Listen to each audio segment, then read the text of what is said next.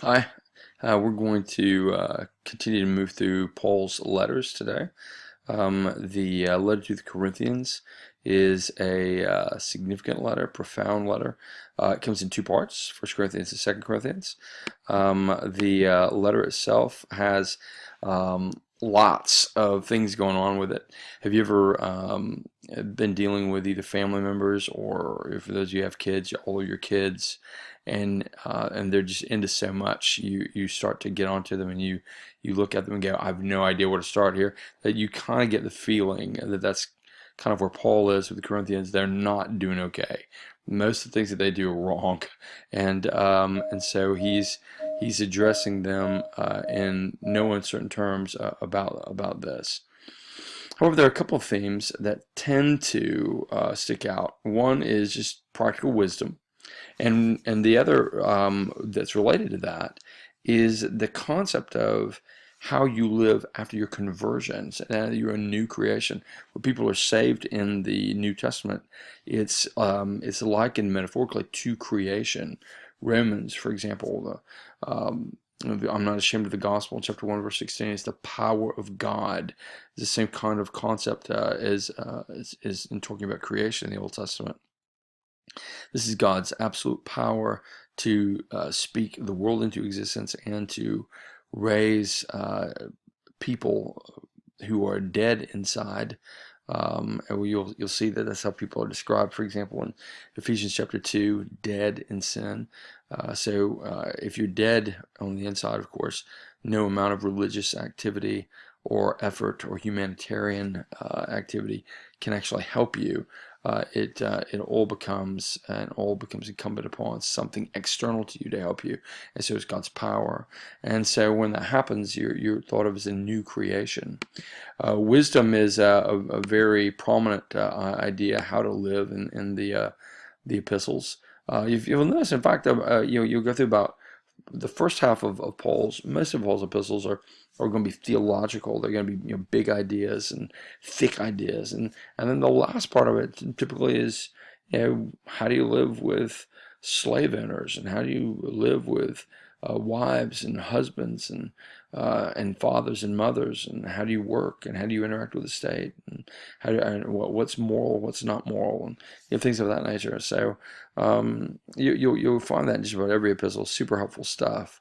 And here, of course, you get plenty of it in Corinthians.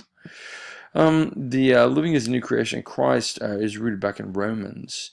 In Romans, Paul explains the gospel, and this shows how it results in the believer being made into a new creation. So Romans 6 explains the power of the gospel, and really you start with back in Romans 1 verse 18 and following, where you get really the gospel laid out, where you have God as in verse 16 as the one who is all powerful, and then from verse 18 all the way through chapter 3 verse 23 you have just the sinfulness of man, and then from that point forward you have Jesus as the answer to this just in this impossible scenario, like we said a while ago.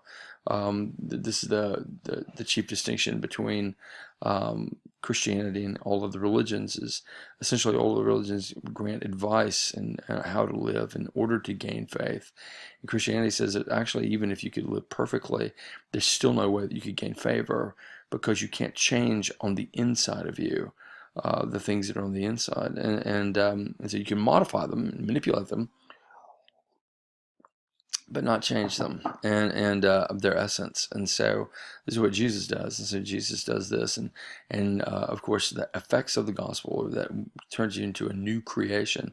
So First Corinthians follows up on Romans' explanation of the gospel, followed by this ethical exhortation, and continues Paul's admonition to the believer to live as new creations.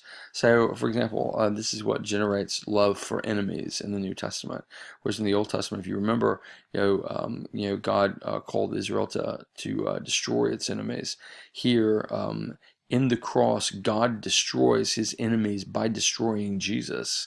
So all bound up in Jesus destroys his enemies, and now Christians' disposition towards enemies. And Paul's state is love and blessing. In the same kind of way,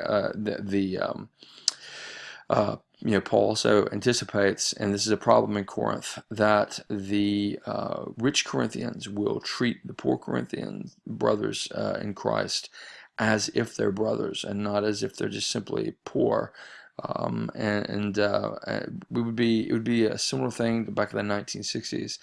White Christians would be expected to treat black Christians as family, according to the Apostle Paul. We all know that didn't happen, but that's the idea in Corinthians. So for those of you who don't who see incredible inequity between things like racism and Christianity, biblical writers are right there with you. They see a massive inequity there too. It's actually not supposed to be there. And in fact, it's one of the calling cards of the gospel is that racial divides are eliminated. And so, or at least as primary identifying markers. So much of the ethical instruction in 1 Corinthians is based on the new creation or last days kind of language. A lot of you will notice that in Paul, he talks about last days as if they're already here to some degree. And this kind of thing is pretty significant. For example, he'll talk about judgment as if it's imminent. Verse 10 in chapter 3 of 1 Corinthians, according to the grace of God given to me, like a skilled master builder, I laid a foundation, and someone else is building upon it. Let each one take care how he builds upon it, for no one can lay a foundation other than that which is laid, which is Jesus Christ. Now, if anyone builds on the foundation with gold, silver, precious stones, wood, hay, or straw, each one's work will become manifest for the day. That's judgment, time, and judgment day in the mind of first century Jews as well as Gentiles was always at the end of time. And so he's already talking about this as if it's kind of imminent. Judgment Day will disclose it because it will be revealed by fire, and the fire will test the sort of work each one has done. If the work that anyone has built on the foundation survives, he will receive a reward. If anyone's work is burned up, he will suffer loss, though he himself will be saved, as only through the fire. So that kind of thing is sort of typical of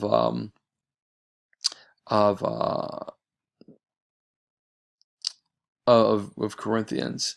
And the last days are kind of already imminent among us, and it's because Jesus has come, not because he'll come back. And we as Americans, particularly in California, are very last days kind of crazed, types, but we talk a lot about this second coming of Jesus, but it's the first coming of Jesus in the New Testament writers' minds that generates the last days, and so that's important to keep in mind. First Corinthians outline is this kind of a hard letter. Romans is not such a hard letter. Romans is a letter to a group of Christians that Paul's never met before, that he longs to meet. First Corinthians is a letter that he's writing to a group of people he has met, and they've got serious issues. In chapter 5, they have a lack of church discipline. They are embedded with what Paul describes as worldly wisdom, and he balances that over godly wisdom in chapters 1 and 2. That the result of that is the lack of church discipline, the inability for the Corinthians to eject a person from their congregation that's involved in what would have been a very common cultural sexual relationship, but for Christianity it was completely improper, and it was a guy with his stepmother. It sounds kind of like first century Jerry Springer stuff, I realize, but back then, particularly in Corinth was Corinth made Vegas look moral, and very very.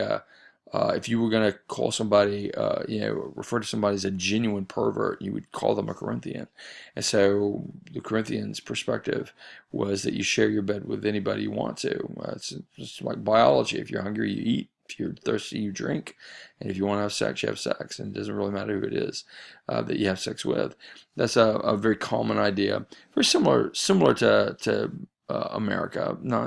Americans aren't quite okay with, for example, sex with relatives, particularly children and things like that, as of yet. But I'm assuming that the trajectory, I don't know how we stop the trajectory from ending up there eventually, and it would be very Corinthian-like.